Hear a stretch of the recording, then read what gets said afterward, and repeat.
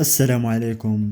أكد لاعبو المنتخب المغربي لأقل من 20 سنة أن هدفهم هو التتويج بكأس العالم، مبرزين أن التحضيرات تسير في أجواء جيدة استعدادا للمواجهة المرتقبة أمام منتخب إسبانيا. وقال إسماعيل بختي في تصريحات للموقع الرسمي للجامعة الملكية المغربية لكرة القدم: الاستعدادات تمر في أجواء جيدة ونحاول أن ننسجم بيننا قبل المباراة الأولى لكي نكون في أتم الجاهزية إن شاء الله. أوضح حارس المنتخب المغربي تحت 20 سنة يانيس بن شاوش: بدأنا التحضير بشكل جيد ولدينا أول مباراة يوم الأحد المقبل أمام إسبانيا وسنستعد لها جيدا إن شاء الله من أجل الفوز. هدفنا هو الفوز بجميع المباريات، نحن هدفنا هو الفوز بكأس العالم إن شاء الله ومحاولة تجاوز دور المجموعات، هذا هو الأهم بالنسبة لنا. ويستهل المنتخب المغربي مشواره في البطولة بمواجهة نظيره الإسباني يوم الأحد المقبل على أرضية ملعب استاديو ناسيونال في سانتياغو على الساعة 9 بتوقيت المغرب. يشار إلى أن القرى قد أوقعت العناصر الوطنية في المجموعة الثالثة إلى جانب منتخبات إسبانيا والبرازيل والمكسيك. وأكد مدرب المنتخب محمد وهبي أن الأجواء داخل النخبة الوطنية إيجابية، مشيرا إلى أن التركيز منصب على ضمان تأقلم اللاعبين مع الظروف المناخية وفرق التوقيت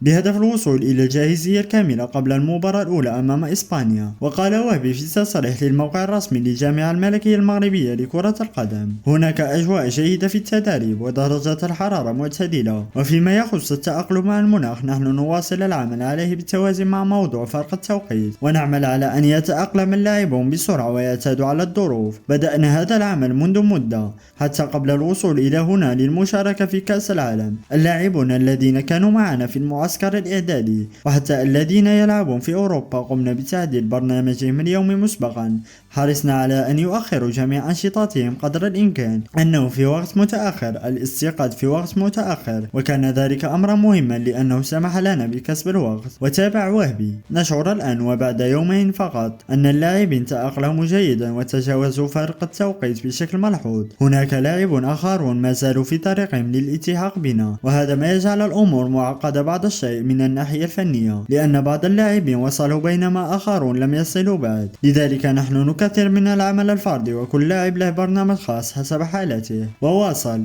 هناك من يمكنه رفع نسق التدريبات بدءا من اليوم، وهناك من لا يزال بحاجة للوقت. الأهم هو أن يلتحق الجميع في أقرب وقت ممكن، وإن شاء الله غدا سيكون الجميع حاضرين وسنكون كاملين من أجل التحضير بأفضل طريقة للمباراة الأولى ضد إسبانيا.